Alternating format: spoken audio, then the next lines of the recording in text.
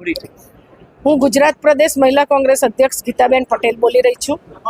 આજે અહીંયા ગુજરાત પ્રદેશ મહિલા કોંગ્રેસ દ્વારા સમગ્ર સૌરાષ્ટ્ર ઝોનના પ્રવાસનું મેં આયોજન કરેલું છે અને સુરેન્દ્રનગરથી લઈ સુરેન્દ્રનગર, જામનગર, રાજકોટ અને ભાવનગર, જુનાગઢ અને હવે આગળ અમે બોટાદ જવાના છીએ। સમગ્ર સૌરાષ્ટ્રની અંદર મહિલા સંગઠનને મજબૂત કરવા માટે આવનારી ચૂંટણીઓને ધ્યાનમાં લઈ તાલુકા પંચાયત, જિલ્લા પંચાયત અને મહાનગરપાલિકાની જે ચૂંટણી આવી રહી છે ત્યારે એમાં 50% મહિલાઓને લડાવવાની હોવાથી મહિલાઓને આગળ આવવા માટે, ચૂંટણીમાં લડવા માટે અને સંગઠનને મજબૂત કરાવવા માટેની વાત કરવા આવી છું। સાથે સાથે ઘણા સમયથી ગુજરાતની અંદર બેફામ દારૂ, જુગાર, ડ્રગ્સ અને ચરસ ગાંજાના જે અડ્ડાઓ ધમધમી રહ્યા છે એના કારણે મહિલાઓને સૌથી વધારે ભોગવવું પડે છે અને આના અત્યાચારનો ભોગ મહિલાઓ જ મોટા ભાગે બની રહી છે।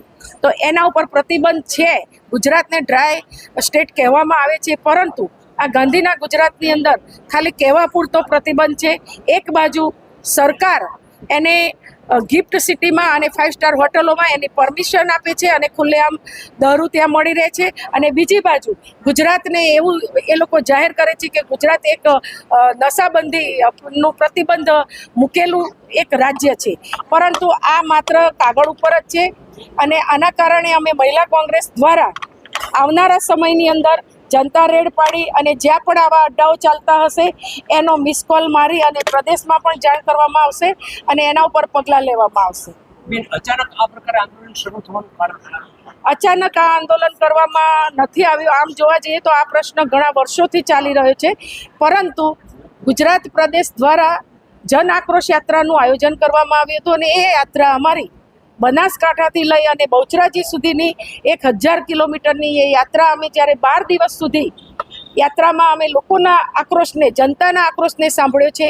એમાં મોટા ભાગે મહિલાઓ આગળ આવી છે અને મહિલાઓનો પ્રશ્ન મોટા ભાગે આ જ રહ્યો છે કે મહિલાઓ પર અત્યાચાર, બળાત્કાર અને નાની ઉંમરમાં મહિલાઓ વિધવા બની રહી છે। એનું કારણ માત્ર ને માત્ર આ દૂષણ છે। બેન, ખાસ કરીને માનો કે આ દારૂબંધી, જુગાર સહિતની પ્રવૃત્તિઓ બંધ નહીં થાય તો મહિલા કોંગ્રેસ આ પ્રવૃત્તિઓ શહેરની અંદર જો બંધ નહીં થાય તો અમારી મહિલા કોંગ્રેસની મહિલાઓ એ એક શક્તિ સ્વરૂપી છે અને એમનામાં એટલી તાકાત છે કે આની જાણ કરવા છતાં પણ જો કોઈ પગલાં ભરવામાં નહીં આવે સ્થાનિક લેવલથી તો એના ઉપર જનતા રેડ કરવામાં આવશે અને એમને ખુલ્લા પાડવામાં આવશે।